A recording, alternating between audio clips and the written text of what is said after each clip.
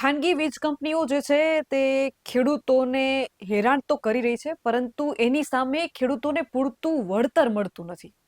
મુદ્દો ત્યાં છે કે ક્યાંક ને ક્યાંક ખેડૂતોમાં હવે એકતા જોવા નથી મળી રહી. એનું કારણ એમ છે કે વારંવાર જ્યારે જ્યારે હું ખેડૂત આગેવાન પાલભાઈ સાથે વાત કરું છું, ત્યારે પાલભાઈ સામાન્ય રીતે હંમેશા કહે છે કે બેન, જ્યાં સુધી બાજુવાળાના ખેતરમાં થાંભલો ન આવે અને ત્યાંથી પોતાના ખેતરમાં થાંભલો ના પહોંચે ને ત્યાં સુધી ખેડૂત જાગૃત થતો નથી. વીજ કંપનીઓનું દમન એટલું વધી ગયું છે કે હવે મુદ્દો માત્ર કચ્છ પૂરતો નથી રહ્યો. મોરબીમાં પણ છે, દ્વારકામાં પણ છે અને દરિયાકાંઠાના આસપાસ આવેલા જિલ્લાઓમાં હવે આ પ્રશ્ન વ્યાપક બની ગયો છે અને હવે મુદ્દો સુરેન્દ્રનગર સુધી પણ પહોંચ્યો છે. વીજ કંપનીઓ વિશે વિશેષ ચર્ચા કરવાની છે અને ખાસ છે 12 તારીખે ગાંધીનગરમાં ખેડૂતો આંદોલન કરી રહ્યા છે, એના વિશે પણ ચર્ચા કરવાની છે. નમસ્કાર, આપનું સ્વાગત છે BS9 TV ન્યૂઝ ઉપર અને હું છું આપની સાથે કાજલ સોની.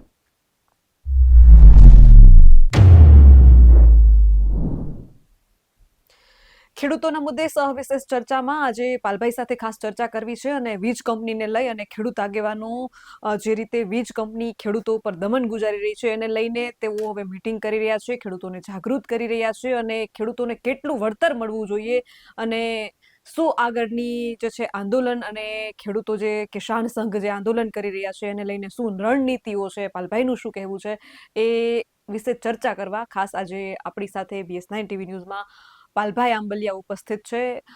પાલભાઈ, આપનું BS9 TV ન્યૂઝ ઉપર ખૂબ ખૂબ સ્વાગત છે. આભાર બેન. પાલભાઈ, સુરેન્દ્રનગર જવાના છો ને ખેડૂતો હવે કંટાળ્યા છે વીજ લાઈન મુદ્દે, શું કહેશો?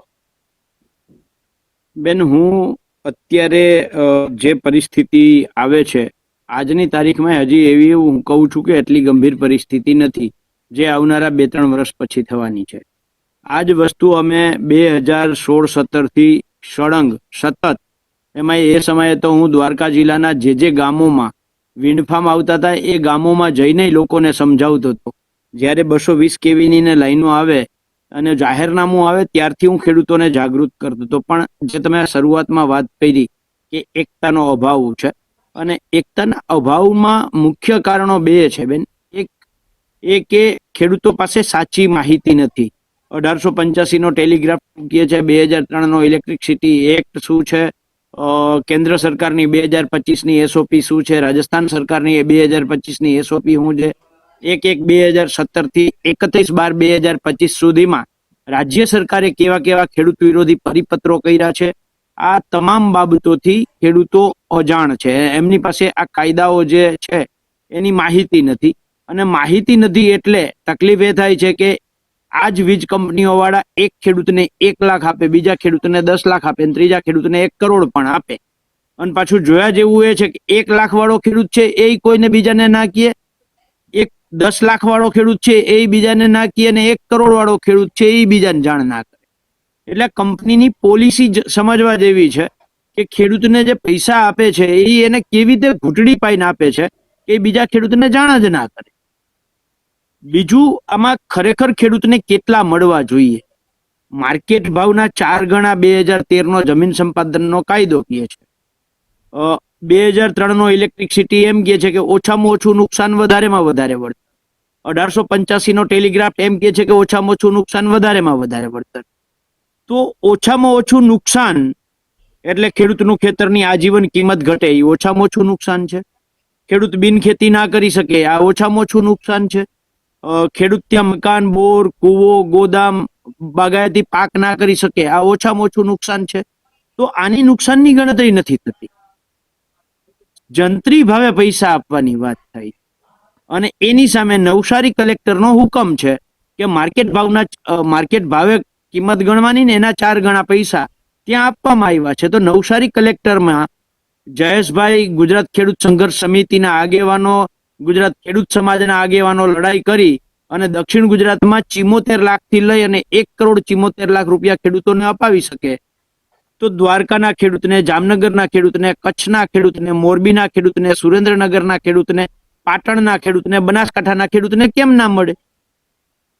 આજ જે જાગૃતિ છે, આજ અત્યારે છેલ્લા કચ્છમાં જે અમે ગયા 19 તારીખે અને 24 તારીખે, ત્યાર પછી સતત આ વીજ લાઈનો જ્યાં જ્યાંથી નીકળે છે એ રિલાયન્સની માળિયાથી થઈ અને લાલપુર આવતી એ 765 કેવીની લાઈન હોય.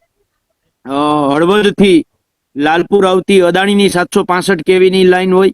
વાંઢિયાથી આગળ વધીને એટલે કે સુરજબારીના પુલથી આગળ નીકળીને મોરબી જિલ્લાના માળિયા, હળવદ અને મોરબી તાલુકાઓમાં આવતી લાઈનો હોય, કે સુરેન્દ્રનગરના વઢવાણ, ધાંગધ્રામાં, લીંબડીમાં કે મૂડીમાં આવતી લાઈનો હોય.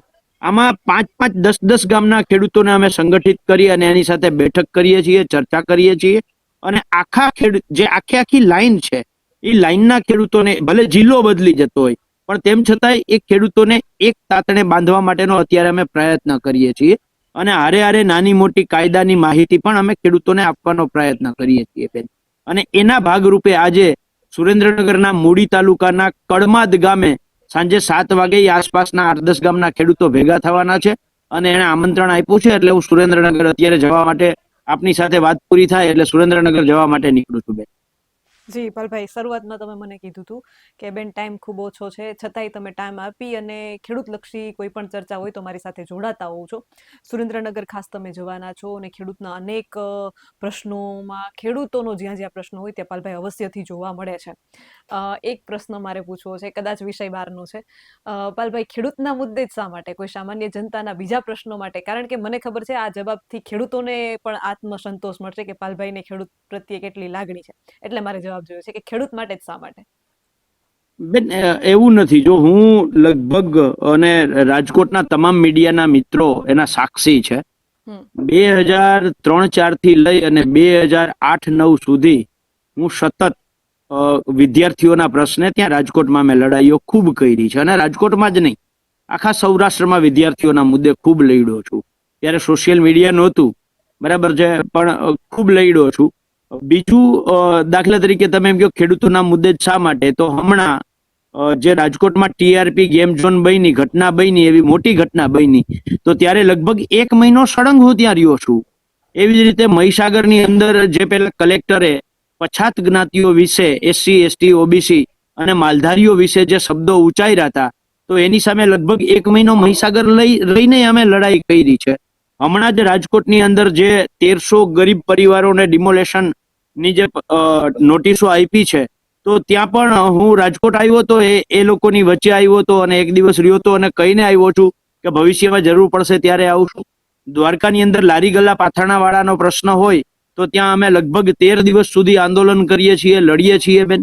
એટલે એવું નથી કે માત્ર ખેડૂતો માટે જ લડીએ છીએ, પણ જે વિષયમાં તમારી ફાવટ હોય, જેને લઈ અને ખેડૂતો, કારણ કે એને ખબર છે કે આ મુદ્દાને લઈને પાલભાઈ લડે છે તો પાલભાઈને ફોન કરો, એટલે એ પરસ્પર છે. ખેડૂતોના ફોન આવે એટલે ઓટોમેટિકલી અમને મુદ્દા મળે છે, અમે લડીએ છીએ એટલે ઓટોમેટિકલી ખેડૂતોમાં અમુક નિવૃત્ત અધિકારીઓ છે, કર્મચારીઓ છે, તો એ અમને માની લો કે વીજલાઈનના જ મુદ્દે લડીએ છીએ અત્યારે, તો વીજલાઈનમાંથી જ જે નિવૃત્ત આમાંથી અધિકારીઓ છે, પાવર ગ્રીડ કોર્પોરેશનના નિવૃત્ત અધિકારીઓ છે, એ અમને માહિતી આપે છે. માની લો પાક વીમા કે જમીન માપણીમાં લડીએ છીએ તો એ ખેતી નિયામક, નિવૃત્ત ખેતી નિયામકો છે, એ પણ અમને માહિતી આપે છે.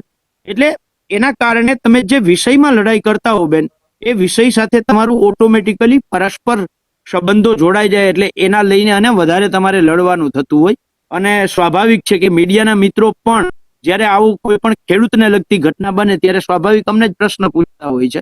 એટલે ઓટોમેટિકલી એ ખેડૂતના મુદ્દાઓ જ આવે, પણ અમે એક ખેડૂતના જ મુદ્દે લડીએ એવું નથી, અમે તમામ મુદ્દે લડીએ છીએ, પણ હા, ખેડૂતોના મુદ્દે વધારે લડીએ છીએ. જી પાલભાઈ, તમે કીધું જે જેનો વિષય અને ફાવટ, ખેડૂતનો દીકરો છે અને ખેતીને અને ખેડૂતને તમારાથી વિશેષ કોણ સમજી શકે. અગત્યનો પ્રશ્ન એ છે કે 12 તારીખે જે ખેડૂતો ગાંધીનગર ભેગા થવાના છે, અને પહેલા પણ મારી સાથે ડિબેટમાં તમે ચર્ચા કરી હતી કે કિસાન સંઘ એટલે કે ભાજપની ભગીની સંસ્થા, અને કુંડળીમાં ગોળ ભાંગવાની વાત તમે જે કરી છે. હવે 12 તારીખે કિસાન સંઘ ગાંધીનગર જઈ રહ્યું છે ખેડૂતોને લઈ, અને ખેડૂતોનું મહાસંમેલન થવાનું છે. એને લઈને ખેડૂતોને શું સંબોધન તમે આપશો, શું કહેશો એ સંદેશ? બેન, હું 12 તારીખ વાળા તમારા પ્રશ્ન ઉપર આવું એની પહેલા એક બીજું BS9 ના માધ્યમથી હું મોરબી, સુરેન્દ્રનગર, જામનગર, કચ્છ, પાટણ, બનાસકાંઠાના ખેડૂતોને ખાસ માંગુ છું. ત્યાંથી ઉત્તર ગુજરાતમાં રાધા નેસડાથી એક લાઈન નીકળે છે અને લગભગ 35-40 ગામોમાં થઈ અને 765 કેવીની લાઈન છે. કચ્છમાં મને હમણાં જ એક ભાઈ નોટિફિકેશન મોકલા છે કે નવી અદાણીની 765 કેવીની લાઈન એનું જાહેરનામું આવી ગયું છે. ઓલરેડી 4 લાઈનો તો અત્યારે ત્યાંથી 765 કેવી કે એનાથી મોટી મંજૂર થયેલી છે, એટલે 6 લાઈનો બરાબર છે. એટલે કચ્છમાંથી અત્યારે આવતા 3 મહિનાની અંદર આ 6 લાઈનો જે છે એની કામગીરી અને એની પ્રક્રિયા ચાલુ થશે. એ 6 લાઈનો છે એ સામખિયાળી ક્રોસ કરી અને માળિયા, મોરબી તાલુકો, હળવદ તાલુકો અને ત્યાંથી જે સાપકડા, ઘનશ્યામગઢ અને ભલગામડાની આસપાસમાં એક મોટું સબસ્ટેશન બને છે ત્યાં જવાની છે. એટલે આ તમામ ખેડૂતો એમાં મોરબી, માળિયા, હળવદના ખેડૂતો તો આવવાના જ છે. એવી જ રીતે મેં જે પહેલા કહ્યું કે હળવદથી લાલપુર અને માળિયાથી લાલપુર એક રિલાયન્સની ને એક અદાણીની 765 કેવી 765 કેવીની લાઈન નીકળે છે. એવી જ રીતે પાવર ગ્રીડ કોર્પોરેશનની સુરેન્દ્રનગરની અંદર એક 765 કેવી અને એક 800 કેવીની લાઈનના અત્યારે ઓલરેડી ખેડૂતોને નોટિસ આપવાની કામગીરી ચાલુ છે. ત્યારે અમારો જે છેલ્લા 10-15 દિવસથી પ્રયાસ છે કે 8-8, 10-10 ગામોના ખેડૂતોને મળીએ અને એ મળી અને સામૂહિક રીતે એક જિલ્લો નક્કી કરીને ત્યાં કલેક્ટર પાસે જઈએ. તો એ મધ્યમાં આવે છે મોરબી તાલુકો, મોરબી જિલ્લો. હું BS9ના માધ્યમથી મોરબી જિલ્લાના તમામ ખેડૂતોને, તમામ લાઈનો નીકળતી હોય એવા ખેડૂતોને, એના સિવાય જામનગર જિલ્લાના, સુરેન્દ્રનગર જિલ્લાના, કચ્છ, પાટણ, બનાસકાંઠા જિલ્લાના ખેડૂતોને, દ્વારકા જિલ્લાના ખેડૂતોને કહેવા માંગુ છું કે આ મોરબીની લડાઈ છે એ આપણા બધાય માટેની લડાઈ છે. તો અમે 6 તારીખે, અમે પહેલા 9 તારીખે આ કાર્યક્રમ કરતા હતા, પણ મોરબી કલેક્ટરને ક્યાંકથી ગંધ આવી ગઈ હોય કે શું ખબર નહીં, એને લગભગ 20-25 ગામોના ખેડૂતોને નોટિસ આપી દીધી 6 તારીખે તમારે હાજર રહેવાનું. એટલે બુદ્ધિપૂર્વક 6 તારીખે ખેડૂતો નોટિસ આપી હોય, હાજર રહે, એટલે 9 તારીખે પાછા એ ખેડૂતો ન આવે. આવું એક સામાન્ય કલેક્ટરની સમજણ હોય એટલે એને આવી રીતે લગભગ બહુ બધા ગામોને નોટિસ આપી છે. એટલે અમે પણ 9 તારીખે બદલાવીને 6 તારીખે જ રાખી છે. 6 તારીખે સવારે 10 વાગે મોરબી કલેક્ટર પાસે જવાનું છે. ત્યારે હું તમામ પાટણ, બનાસકાંઠા, કચ્છ, સુરેન્દ્રનગર, જામનગર, દ્વારકા અને મોરબી જિલ્લાના તમામ ખેડૂતોને વિનંતી કરું છું કે આજે તમારા ખેતરમાં લાઈન નહીં હોય તો આવતીકાલે આવશે ને આવશે. આખું આ સૌરાષ્ટ્રનો પાર્ટ, કચ્છ અને ઉત્તર ગુજરાતના જે શરૂઆતના જિલ્લાઓ છે એ કરોડિયાના ઝારા જેવા આખું રચના થઈ જવાની છે.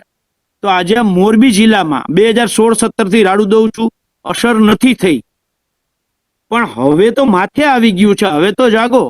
એટલે આપ સૌને વિનંતી છે કે આવતી 6 તારીખે સવારે 10 વાગે મોરબી કલેક્ટર પાસે જવાનું હોય તો આપ સૌ મોરબી અવશ્ય પધારો. આ બેન એક BS9ના માધ્યમથી આમંત્રણ આપવાનો મોકો મળ્યો છે તો આમંત્રણ આપું છું. હવે તમારા સવાલના જવાબ ઉપર આવું છું. તમે શરૂઆતના ઇન્ટ્રોમાં કહ્યું કે 12 તારીખે ખેડૂતો ગાંધીનગર ભેગા થવાના છે. હમણાં વાતમાં કહ્યું ખેડૂતો ભેગા થવાના છે અને પછી વાત આવી ભારતીય કિસાન સંઘની. બેન, ખેડૂતો ભેગા નથી થતા. ભારતીય કિસાન સંઘ જે અમે અત્યારે ખેડૂતોની અંદર જાગૃતિ લઈ આવીએ છીએ અને ખેડૂતો સંગઠિત થઈ રહ્યા છે અને એક ઉભરો જે આવ્યો છે એ ઉભરાને કેવી રીતે ડાયવર્ટ કરવો એના માટે ભારતીય કિસાન સંઘ કામ કરે છે. જો ભારતીય કિસાન સંઘને ખેડૂતોની જ ચિંતા હોત તો મારો પહેલો સવાલ એ છે કે જે ભારતીય કિસાન સંઘે ગુજરાતના 11 કે 14 ખેડૂતના દીકરાઓને ગોળીઓ મરાવી હતી જે મુદ્દા માટે, મીટરના મુદ્દે, એ જ ભારતીય કિસાન સંઘે મીટરના મુદ્દે 11 દીકરાઓનો ભોગ લઈ અને ભાજપને સત્તામાં બેસાડ્યું. અને એ જ ભાજપ સત્તામાં બેઠા પછી નરેન્દ્ર મોદી સરકારે ફરીથી એ મીટરને લાગુ કર્યા. જે મીટરનો વિરોધ કરવા માટે 11 દીકરાઓને ગોળી ખાવી પડી, એ જ પ્રથા ભાજપે, નરેન્દ્ર મોદી સરકારે ફરીથી ચાલુ કરી. એને આજે લગભગ 20 વર્ષ થયા છે. તો ભારતીય કિસાન સંઘ પછી કેમ આ મીટર પ્રથા 11 દીકરાઓનો ભોગ લીધો હોય તો ફરીથી એ મીટર પ્રથા લાગુ થાય ત્યારે લડાઈ ના કરવી જોઈએ? ભારતીય કિસાન કયા બકોલમાં 20 વર્ષથી કરીને બેઠું હતું બેન? જમીન માપણીનો પ્રશ્ન છે. 15 વર્ષથી ગુજરાતના ખેડૂતો 10-11માં યોજના લાગુ પડી. 31 ડિસેમ્બર 2025ના દિવસે સરકારે ફરીથી 1 વર્ષનો મુદતનો વધારો કર્યો. ભારતીય કિસાન સંઘે આ 15 વર્ષમાં એક વખતે એમ કહ્યું કે આ જમીન માપણી રદ કરો? આ જમીન માપણી રદ નહીં થાય તો અમે ગાંધીનગર બેસી જઈએ છીએ. આ જ ભાજપની ભગીની સંસ્થા ભારતીય કિસાન સંઘ ગુજરાતમાં 35,000 કરોડનો ભ્રષ્ટાચાર નરેન્દ્ર મોદીની માનીતી પાક વીમા કંપનીઓ કરી ગઈ. ખેડૂતના હકના 35,000 કરોડ રૂપિયા આ પાક વીમા કંપનીઓ લઈ ગઈ, ખેડૂતોને રાતે પાણીએ રોડાવ્યા. ત્યારે ભારતીય કિસાન સંઘ કયા બખોલમાં કરીને બેસી ગયું હતું? કેમ લડાઈ કરવા ન આવી? આ વીજ લાઈનોનો પ્રશ્ન હમણાંનો નથી. 19 તારીખે અમે કલેક્ટરે ગયા ત્યાર પછીનો નથી. 24 તારીખે કલેક્ટરે ગયા ત્યાર પછીનો નથી. 13 તારીખે ડીજીપી પાસે ગયા ત્યાર પછીનો નથી. આ પ્રશ્ન 16-17 થી અમે સતત લડીએ છીએ. જ્યારે રાજ્ય સરકારે 1885 ના ટેલિગ્રાફ એક્ટ, 2003 ના ઇલેક્ટ્રિસિટી એક્ટ અને 2013 ના જમીન સંપાદનના એક્ટમાં વળતરની જે વ્યાખ્યા કરી છે એનાથી ઉપરવટ જઈ અને 2017 નો પરિપત્ર કર્યો ને ખેડૂતને જંત્રી ભાવના 7.5% વળતર આપવાનું વાત જ્યારે કરી ત્યારે ભારતીય કિસાન સંઘ કઈ બખોલમાં કરીને બેસી ગયું હતું? 2021 નો પરિપત્ર હોય રાજ્ય સરકારનો, 2022 નો પરિપત્ર હોય, 2024 નો પરિપત્ર હોય, 2025 નો રાજ્ય સરકારનો પરિપત્ર હોય, જેની અંદર છેલ્લે 25% જંત્રી ભાવના 25% વળતર આપવાની વાત કરી. 2017 માં 7.5%, 2022 ના પરિપત્રમાં 7.5% ના 15% અને 2024 ના પરિપત્રમાં 15% ના 25% કર્યું. તો 2017 થી આ જ મુદ્દે અમે લડી અને 7.5% ના 15% કરાવડાવ્યા, 15% ના 25% કરાવડાવ્યા. ત્યાં સુધી ભારતીય કિસાન સંઘ કઈ બખોલમાં કરીને બેઠું હતું? ક્યાં હતું? કેમ આંદોલન કરવા બહાર ના નીકળ્યું? અત્યારે જ્યારે વાંઢિયાની અંદર ખેડૂતોનો રોષ ઉભો થયો, અમે 19 તારીખે કલેક્ટરે લગભગ 5,000 ખેડૂતો રેલી સ્વરૂપે ગયા અને ખબર પડી કે ભાજપના સાંસદ સભ્ય જે છે એના ભાઈ કોન્ટ્રાક્ટર છે, ધારાસભ્યો ભાજપના કોન્ટ્રાક્ટરો છે, એના લાગતા વળગતા કોન્ટ્રાક્ટરો છે અને આ કોન્ટ્રાક્ટરો ભીસમાં આવે એમ છે, ભાજપ અને સરકાર ભીસમાં આવે એમ છે. એટલે ખેડૂતોના મુદ્દાને ડાયવર્ટ કરવા માટે, આ ખેડૂતોમાં ઉભો થયેલો આક્રોશને ડાયવર્ટ કરવા માટે આ ભારતીય કિસાન સંઘ 12 તારીખે કુલડીમાં ગોળ ભાંગવા માટે અગાઉથી જ નક્કી હોય. ભારતીય કિસાન સંઘ બેન આંદોલન કરે ને તો એ આંદોલન કરતા પહેલા સરકાર સાથે એની સાંઠગાંઠ નક્કી થઈ ગઈ હોય, આંદોલનની રણનીતિ નક્કી થઈ ગઈ હોય. કોઈ એને રોકશે નહીં, કોઈ એને ટોકશે નહીં, કોઈ એને બોલાવશે નહીં, કોઈ એને ધરપકડ નહીં કરે અને એ આંદોલન કરશે. આ જ રીતે 2024 ની લોકસભા ચૂંટણી પહેલા ભારતીય કિસાન સંઘને ખેડૂતો યાદ આવ્યા, 2022 ની વિધાનસભા ચૂંટણી પહેલા ભારતીય કિસાન સંઘને ખેડૂતો યાદ આવ્યા, 2019 ની લોકસભા પહેલા ચૂંટણી પહેલા ભારતીય કિસાન સંઘને ખેડૂતો યાદ આવ્યા. અત્યારે સ્થાનિક સ્વરાજ્યની ચૂંટણી આવે છે અને બીજું આ વીજ લાઈનોને લઈ અને ખેડૂતોમાં ખૂબ મોટો આક્રોશ છે અને કોંગ્રેસે જે જન આક્રોશ યાત્રા કાઢી અને ખેડૂતોનું દેવું સંપૂર્ણપણે માફ કરવામાં આવે તેવી માંગ કરી અને જે આખી લડાઈ ચાલુ કરી છે. એટલે આ મુદ્દાઓને ડાયવર્ટ કરવા માટે સરકાર પોતાના પાગિયાઓને કામે લગાડે છે અને એમાં ભારતીય કિસાન સંઘ એ ભાજપનો સૌથી મોટો પાગિયો છે. જી પાલભાઈ, ગાંધીનગર જવાનો જાણે કે ટ્રેન્ડ થઈ ગયો હોય એમ, કંઈ પણ થાય તો આંદોલન. તમે ક્યારે ગાંધીનગર જવાના છો? બેન, ગાંધીનગર જવા કરતા જે નિર્ણય કરતા છે કલેક્ટર.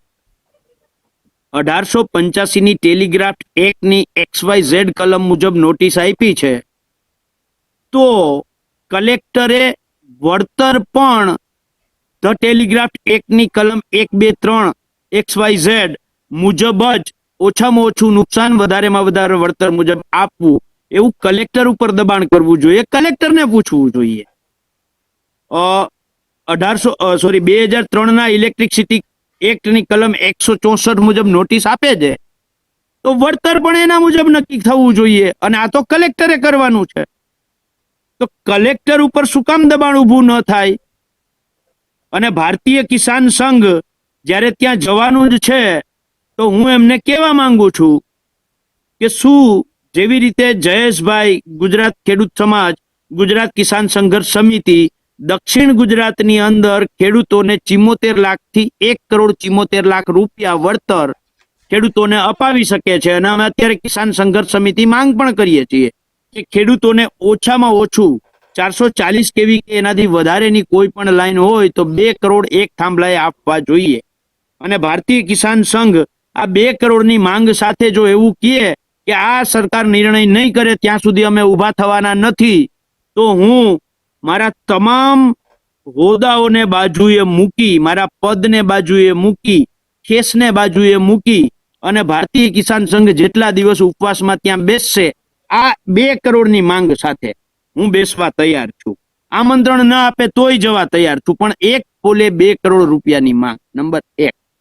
નંબર 2, 1885 નો ટેલિગ્રાફ એક્ટ રદ કરો, 2003 નો ઇલેક્ટ્રિસિટી એક્ટ રદ કરો અને આ બંને કાયદા મુજબ અગાઉ જેટલા કલેક્ટરોએ આ નોટિસો કાઢી છે આ તમામ નોટિસોને રદબાતલ કરો. આ નિર્ણય ભારતીય કિસાન સંઘ આવી માંગ સાથે, અડગ માંગ સાથે, જ્યાં સુધી નિર્ણય ન થાય ત્યાં સુધી અમે ઊભા થવાના નથી. આ માંગ સાથે બેસવા તૈયાર છે.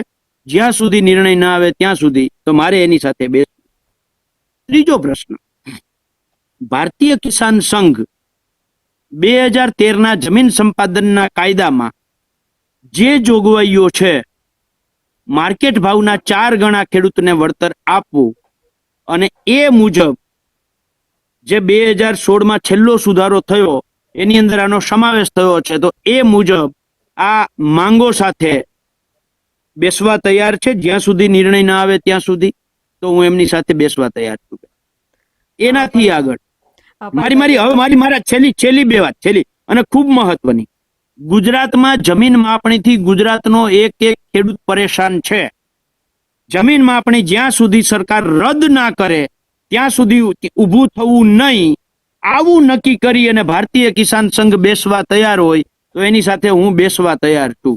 10 ઓગસ્ટ 2020 ના દિવસે જે પાક વીમા યોજના સરકારે બંધ કરી દીધી છે, અતિવૃષ્ટિ, કમોસમી વરસાદ અને દુષ્કાળની પરિસ્થિતિમાં ખેડૂતને રક્ષણ આપતી ખેડૂતના હક અને અધિકારની યોજના જે બંધ કરી દીધી છે, આ યોજના ફરીથી સરકારી કંપનીઓ, ખાનગી કંપની નહીં, સરકારી કંપની પ્રીમિયમ ઉઘરાવે અને સરકારી કંપની જ ખેડૂતને પાક વીમો આપે, જે 2016 પહેલા નરેન્દ્ર મોદી આવ્યા પહેલા આખા ભારતમાં લાગુ હતી, એ જ યોજના ફરીથી ગુજરાતમાં લાગુ કરાવવાની માંગ સાથે ભારતીય કિસાન સંઘ બેસવાનું હોય તો મારે એમની સાથે બેસવા તૈયાર છું બેન. બાકી હું BS9 ના માધ્યમથી ગુજરાતના ખેડૂતોને કહું છું કે આ ખેડૂતોની પીઠમાં ખંજર ભોંકનાર ભારતીય કિસાન સંઘનો ભરોસો કરતા નહીં. જી પાલભાઈ, તમે કોંગ્રેસમાં તો છો, વારે વખતે વાત કરો છો કે જ્યારે ખેડૂતનો મુદ્દો આવે ત્યારે હું મારો ખેસ સાઈડ ઉપર મૂકી દઉં છું. તો 12 તારીખે જે આંદોલન થઈ રહ્યું છે એમાં એક ખેડૂતના દીકરા તરીકે, ભારતીય કિસાન સંઘ માટે નહીં પરંતુ એક ખેડૂતના દીકરા તરીકે શું 12 તારીખે તમે ગાંધીનગર જશો ખેડૂતો સાથે? બેન, મારી ખેડૂતના દીકરા તરીકે, જાગૃત દીકરા તરીકે કાયદો, નિયમો અને ખેડૂતો સાથે ષડયંત્રને જાણવાના કારણે જ્યારે ખેડૂતોની હારે ષડયંત્ર થતું હોય ને ત્યારે ષડયંત્રકારોને ખુલ્લા પાડવા જોઈએ, એની હારે જવું ન જોઈએ બેન.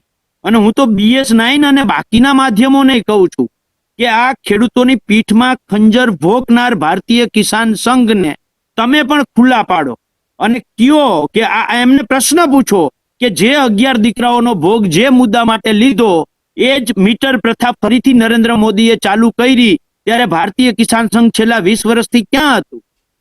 આ પૂછવું જોઈએ. ઉત્તર ગુજરાતની અંદર પાણીના પ્રશ્ને જે લડાઈ થઈ એ જ ઉત્તર ગુજરાતમાં આજે ભૂગર્ભ પાણી જે છે એ 1100 ફૂટથી લઈને 1500 ફૂટ સુધી અંદર જતું રહ્યું છે, નીચે ગયું છે. ભારતીય કિસાન સંઘ આટલા વર્ષોથી ક્યાં હતું?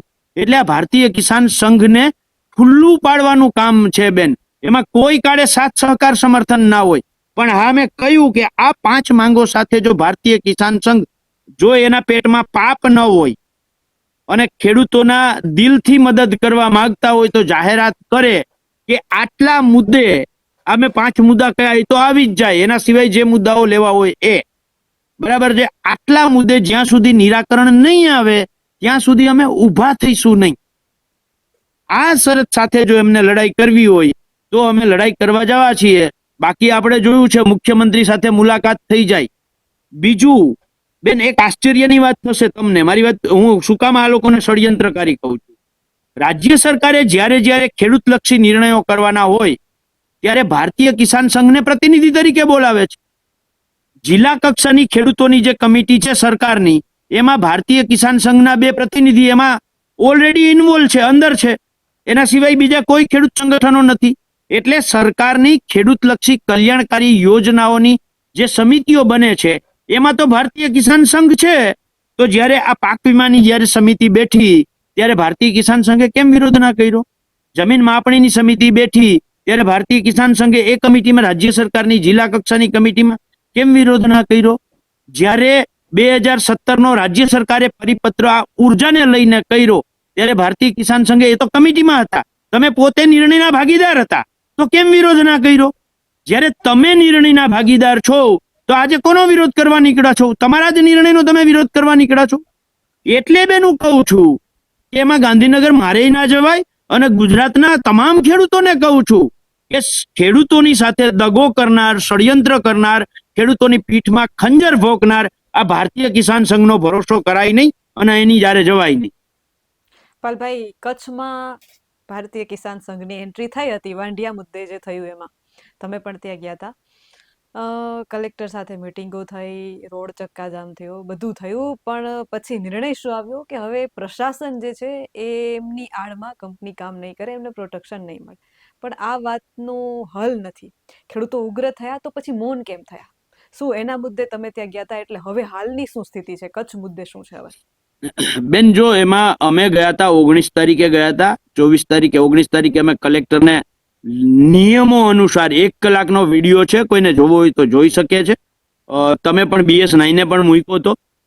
અમે નિયમો અનુસાર કલેક્ટરે ચર્ચા કરીને કલેક્ટર આગળ જવાબ નહોતો. એની પેલા 100 દિવસથી આંદોલન ચાલતું હતું. કોઈ દિવસ આ ભારતીય કિસાન સંઘે કેમ એક વખતે પણ નિયમની વાત ના કરી? કેમ કાયદાની વાત 100 દિવસમાં ના કરી? અમે જ્યારે નિયમો અનુસાર વાત કરી ત્યાર પછી વાંઢિયાના ખેડૂતો પ્રશ્ન પૂછતા થયા કે આ 67 મીટરનો કોરિડોર છે, એનાથી બહાર તમે કામ ના કરી શકો. આ સવાલ તો ત્યાર પછી આવ્યો છે બેન. 19 તારીખે પછી અમે જ્યારે કલેક્ટરને કહીને આવ્યા, 24મીએ પાછા આવીએ છીએ, જ્યારે 5,000 ખેડૂતો આવ્યા અને કલેક્ટર રજા મૂકીને કલેક્ટરે ભાગી જવું પડ્યું, આ પરિસ્થિતિનું નિર્માણ થયું, ત્યારે ત્યાંના કલેક્ટર, અદાણીના માણસો, સંસદ સભ્યના માણસો, ભારતીય કિસાન સંઘના માણસોએ અને સરકારના માણસોએ સાથે મળી અને ષડયંત્ર નક્કી કર્યું કે આપણે આવી રીતે આમાં ઉગ્ર આંદોલન કરવું છે. એ આંદોલન કદાચ મોડું થવાનું હતું, પણ અમે જેવા 10 તારીખે ડીજીપીને મળ્યા અને એને કહ્યું કે અમે 4-5 દિવસમાં, અમે ત્યારે 17 તારીખ ડીજીપીને આપી હતી કે અમે ફરીથી કચ્છમાં 17 તારીખે જઈએ છીએ, અમારું ડેલિગેશન. એટલે 10 તારીખે અમે ત્યાંથી નીકળ્યા ને તાત્કાલિક રાતોરાત નિર્ણય થઈ ગયો કે 12 તારીખે વાંઢિયા મુકામે ભારતીય કિસાન સંઘ લડાઈ કરશે. બેન, આખા ગુજરાતમાં તમે કવર કરો છો, સામાન્ય રીતે મંજૂરી વગર એક સભા જે ખેડૂતોને કડદામાં છેતરતા હોય અને એના માટે ખેડૂતોની એક સભા કરવી હોય અને મંજૂરી વગર સભા થાય તો લાઠીચાર્જ થાય અને ખેડૂતો 3-3 મહિના જેલમાં જાય. સમજો વાતને. બીજી બાજુ ભાજપની ભગીની સંસ્થા ભારતીય કિસાન સંઘ કચ્છમાં 7 કલાક દિલ્હી ભુજને જોડતો, અમદાવાદ ભુજને જોડતો, મુંબઈ ભુજને જોડતો, દ્વારકા ભુજને જોડતો, સોમનાથ ભુજને જોડતો હાઈવે 7 કલાક બંધ રાખે અને પોલીસ ચૂ પણ ના બોલે. શું કામ? કે એ ભાજપની ભગીની સંસ્થા છે. ખેડૂતોના નિર્ણય કરવામાં જે કમિટીમાં 2 લોકો બેસે છે પ્રતિનિધિ તરીકે, એ છે સરકારની માનીતી સંસ્થા છે. આ જે 7 કલાક સુધી રસ્તો બ્લોક કર્યો, પોલીસ શું ના કર્યું, એ સાબિત કરે છે કે આખે આખું સરકાર, ભારતીય કિસાન સંઘ, અદાણીના માણસો અને કોન્ટ્રાક્ટરોએ સાથે મળી અને આ કાર્યક્રમનું આખી ગોઠવણ કરી હતી. આ ગોઠવણ થયા પછી 7 કલાક રોડ બંધ થયા પછી વાંઢિયાના ખેડૂતોએ જે વોટ્સઅપમાં મેસેજ વાયરલ કર્યો કે અમારી માંગ, અમે આંદોલન ચાલુ કર્યું ત્યારે 38 લાખ હતી, ભારતીય કિસાન સંઘ જોડાણું ત્યારે એમાં જોડાયું ત્યારે 28 લાખ થઈ. 28 લાખેથી ભારતીય કિસાન સંઘે અમને સમજાવીને 25 લાખ કર્યા, અને આ જ્યારે રસ્તો બંધ કર્યો ત્યારે 25 લાખ રૂપિયા જ અમારી માંગ હતી. તો કલેક્ટર આગળ 20 લાખ રૂપિયા માંગ કોણ કરીને આવ્યું?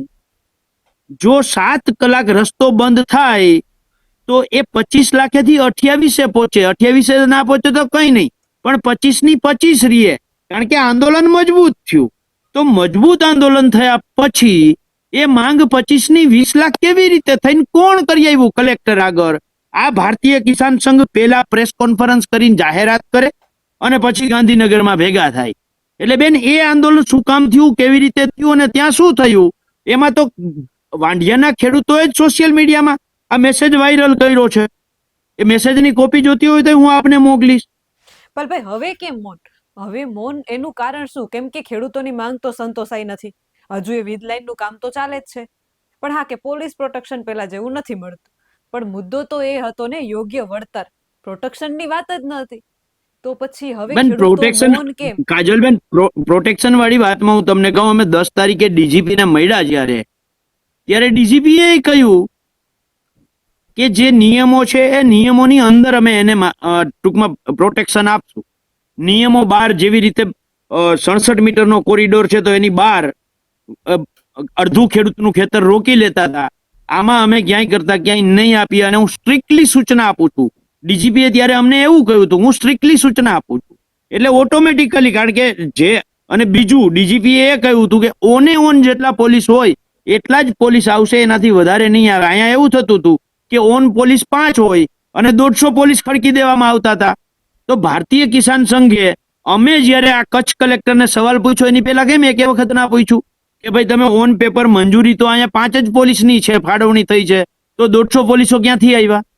3 પીએસઆઈ ક્યાંથી આવ્યા? એટલે મૂળ વાત એ છે બેન કે ભારતીય કિસાન સંઘ કુલડીમાં ગોળ ભાંગે છે. ને તમે કહો છો કે હવે મૌન શા માટે? મૌન શા માટે, એનો જવાબ તો ભારતીય કિસાન સંઘ આપી શકે. હું કેવી રીતે આપી શકું બેન? પાલભાઈ, તમે કચ્છમાં ગયા હતા, ત્યાં આ બધું થયા પછી કલેક્ટરનો જે હુકમ બહાર પડ્યો કે હવેથી અમે પ્રોટેક્શન નહીં આપીએ, આ તે, પણ પછી ખેડૂતોનો તમારી સાથે કોઈ કોન્ટેક્ટ થયો હશે? તમે ખેડૂતો સાથે કોઈ ચર્ચા કરી હશે કે હવે શું, આગળ શું? બેન, મારે મને જ ખેડૂતોએ મેસેજ કર્યો છે, ખેડૂતોએ જ ફોન કર્યો છે કે પાલભાઈ અમે તો કલેક્ટર સાથેની જ્યારે રોડ બ્લોક થયો ત્યારે કલેક્ટરને જે મળવાનું હતું, બેન તમને જાણીને આશ્ચર્ય થશે, ત્યારે મળવામાં કોણ હતું ખબર? જે ધારાસભ્યનો દીકરો કચ્છની દીકરીઓ વિશે એમ કહેતો હતો કે આ પૈસા લેવા માટે મા દીકરીઓને આંદોલનમાં મોકલે છે, એ જ કચ્છનો ધારાસભ્યનો દીકરો ભારતીય કિસાન સંઘ જ્યારે કલેક્ટરને મળવા ગયું, જ્યારે એક કમિટી બનતી હતી, જ્યારે એ લોકો બેસતા હતા, ભેગા થતા હતા, ત્યારે એ જ ધારાસભ્યનો દીકરો જે આ વાંઢિયા આંદોલનને બદનામ કરવા માટે જેણે શબ્દો ઉચ્ચાર્યા હતા, એ ત્યારે એની હારે સામેલ હતો. એ તો સાબિત કરે છે કે આ લોકોની મિલીભગત છે બધાયની. અને આ મને એમને ક્યાંથી ખબર પડી? એ કચ્છના જ ખેડૂતોએ અમને કહ્યું છે. એક બાજુ આ આંદોલનને ભાજપના ધારાસભ્યના દીકરા બદનામ કરે અને બીજું ઈ જ આંદોલન જ્યારે મજબૂત થાય ત્યારે પાછા એને ભારતીય કિસાન સંઘ એને હારે લઈ લે. આ તે કેવી એમની નીતિ, એવી કેવી એની પોલિસી? આ સાબિત કરે છે બેન કે સરકાર, ભાજપ, અદાણીના કોન્ટ્રાક્ટરો, અદાણીના અધિકારીઓ અને ભારતીય કિસાન સંઘના આગેવાનો સૌ સાથે મળી અને કુલડીમાં ગોળ ભાંગે છે અને ખેડૂતો સાથે ષડયંત્ર કરે. અત્યારે શું કચ્છના ખેડૂતોને શાંતિ છે કે એની માંગ સંતોષાઈ તો નથી ગઈ? તો હવે ખેડૂતોમાં શું રોષ જોવા મળી રહ્યો છે? તમને ફોન આવતા હશે ખેડૂતોના, શું કહી રહ્યા છે હવે ખેડૂતો? બેન, અત્યારે શાંતિ એટલી છે કે ત્યાં કામ ચાલુ નથી, અને જ્યારે કામ ચાલુ થશે ત્યારે પરિસ્થિતિ અઘરી હશે.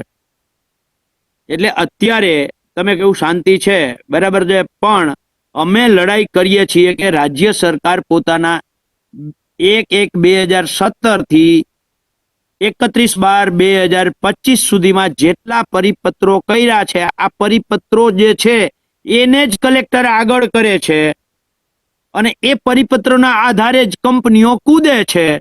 તો આ પરિપત્રો સંપૂર્ણપણે રદ કરવામાં આવે, આ અમારી માંગ છે ને એની લડાઈ અમારી છે. બરાબર છે. ભારતીય કિસાન સંઘને પણ જો, કારણ કે એમાં કોઈ ભણેલા તો છે નહીં, જો હોય તો આ માંગ કરવી જોઈએ કે 1/1/2017 થી 31/12/2025 સુધીના રાજ્ય સરકારે કરેલા તમામ પરિપત્રો રદ કરવામાં આવે. આ પરિપત્રો રદ થઈ જાય એટલે ઓટોમેટિકલી 80% ખેડૂતોના પ્રશ્ન સોલ્વ થઈ જાય બેન. જી.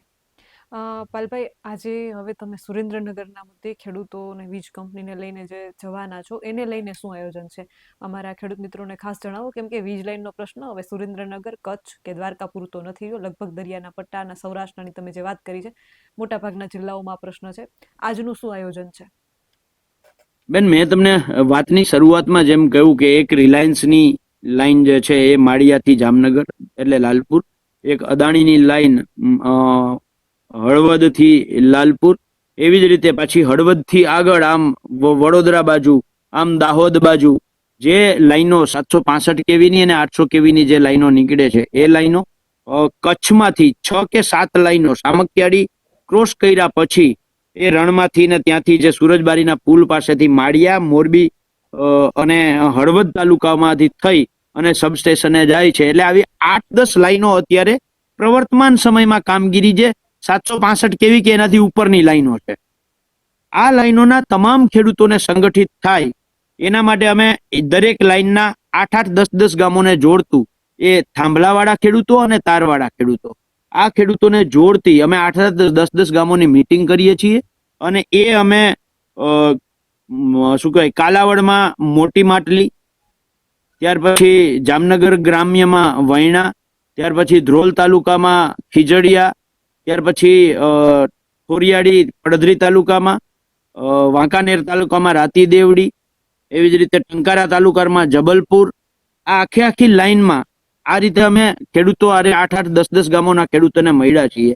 એવી જ રીતે રિલાયન્સ વાળી લાઈન છે તો જામનગર, ત્યાર પછી જોડિયા, આમરણ ચોવીસી, માળિયા, આ રીતે અમે ખેડૂતોની મિટિંગો કરી અને ખેડૂતોને જાગૃત કરીએ છીએ. શક્ય ત્યાં સુધી નાનો મોટો કાયદાની માહિતી આપીએ છીએ, સંગઠન શું કામ જરૂરી છે એ કરીએ છીએ. અને એના ભાગરૂપે આજે સુરેન્દ્રનગરના મૂળી તાલુકાના કળમાદ ગામે મિટિંગ રાખી છે મહાદેવના મંદિરે સાંજે 7 વાગે. અને એ જવા માટે હવે મારે ખુદને પણ ખૂબ મોડું થાય છે. આપણે 10-15 મિનિટની વાત હતી પણ બેન તમે પોણી કલાક લઈ લીધી છે, બરાબર છે, એટલે હું ત્યાં અત્યારે જઉં છું. જવાની ઈચ્છા ન થાય, કારણ કે ખેડૂતલક્ષી જે વીજ લાઈન છે, કોઈ પણ ખેડૂતલક્ષી પ્રશ્ન હોય, પાલભાઈ પાસે જેટલું જ્ઞાન છે લગભગ કોઈ પાસે મને નથી લાગતું કે હશે. છેલ્લો પ્રશ્ન એ છે, વારંવાર કમેન્ટમાં અમને પણ સાંભળવા મળે છે, પરેશભાઈ ગોસ્વામીનું જે આંદોલન છે એને લઈને કોઈ અપડેટ તમને હવે મળી છે કે શું આગળના સમયમાં શું?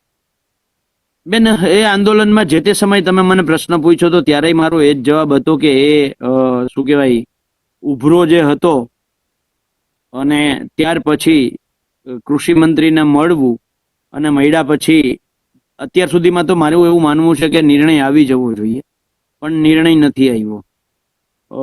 અને પાછું કંઈ કરતા કંઈ એમાં આગળ પ્રક્રિયા થઈ હોય એવું એ મારા ધ્યાનમાં છે નહીં. એટલે એમાં હું કોઈ પરેશભાઈ વિશે, મેં તે દિવસે કહ્યું હતું બેન કે પરેશભાઈ આમાં ક્યાંક ને ક્યાંક ભોગ બની ગયા છે. એની સાથે પણ તમે ઊંડા ઉતરીને ચેક કરશો ને તો ભારતીય કિસાન સંઘના માણસો જ આમાં 2-4 જણા પરેશભાઈની આજુબાજુમાં ગોઠવાઈ ગયેલા જોવા મળશે તમને.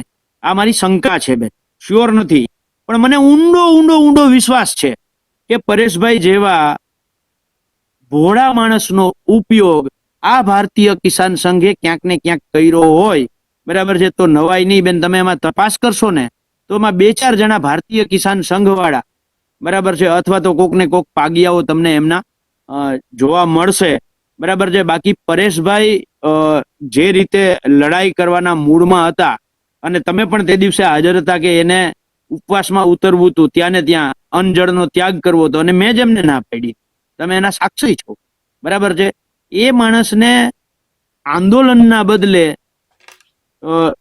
શું કહેવાય, બે સામસામે બેસી અને ચર્ચા ઉપર લઈ જવામાં, ક્યાંક ને ક્યાંક ડાયવર્ટ કરવામાં ભારતીય કિસાન સંઘના માણસો આમાં સફળ થયા હોય ને એવું મને લાગે છે. વાત ખેડૂતોની હોય એટલે ખેડૂત આગેવાન, ખેડૂત નેતા પાલભાઈ આંબલિયા હંમેશા તમને જોવા મળે છે અને ખેડૂતને લક્ષી લગભગ મોટા ભાગના ખેડૂતોને ખ્યાલ નહીં હોય કે આ વીજ લાઈન ક્યાંથી પસાર થવાની છે. ત્યારે પાલભાઈ અમારી અગાઉની ડિબેટમાં પણ જે ગામડાઓમાંથી વીજ લાઈન પસાર થવાની છે એમનું આખા નામ સાથે લિસ્ટ એક આપ્યું હતું. ઘણા બધા ખેડૂત મિત્રોને હજુય ખ્યાલ નહીં હોય કે આ પ્રાઇવેટ કંપનીની વીજ લાઈન છે તે કયા કયા ગામોમાંથી પસાર થવાની છે. તો અમારું પાછળનું જે ઇન્ટરવ્યુ છે, ડિબેટ છે, તમે જોઈ શકો છો કે કયા કયા ગામમાંથી વીજ લાઈન પસાર થવાની છે. વાત એ છે ખેડૂતોમાં જાગૃતિ તો આવી રહી છે અને વળતર મુદ્દે હજુ ખેડૂતોને ખાસ કહું છું, ખાસ નોંધવા જેવી ખેડૂતોને બાબત છે કે બાજુવાળાના ખેતરમાં થાંભલો ખોડાઈ જાય ત્યાં સુધી તમે જાગૃત નથી થતા. તમારા ખેતરમાં જ્યારે થાંભલો આવે છે ત્યારે તમે જાગો છો. હવે સમય એવો છે કે એવી જ કંપનીઓ તમારા ઘરના દરવાજા ખખડાવી રહી છે અને આજે જાગૃત નહીં થાવ તો તમારી જમીન કદાચ તમારી મહામૂલી જમીનથી તમે હાથ ધોઈ બેસશો. જાગૃતિનો સમય છે, જાગૃત થાવ, એક થાવ. કારણ કે એક સળી દ્વારા કદાચ કચરો સાફ ન થઈ શકે. બધાને ભેગું થઈ એકજૂટ થઈ એકતા બતાવી અને જ જો લડત આપવામાં આવશે તો જરૂરથી આ વીજ કંપનીનો, ખાનગી વીજ કંપનીનો જે મુદ્દો છે એને ખેડૂતો એક સાથે મળી અને સોલ્વ કરી શકશે. આવા જ વધુ અહેવાલ સાથે મળતા રહીશું. તમે અમારી યુટ્યુબ ચેનલને સબસ્ક્રાઇબ કરવાનું અને અમને ફેસબુક અને ઇન્સ્ટાગ્રામ પર ફોલો કરવાનું ચૂકશો નહીં. બાકી અવનવી અપડેટ મેળવવા માટે આપ જોતા રહો BS9 TV ન્યૂઝ. જય જવાન, જય કિસાન.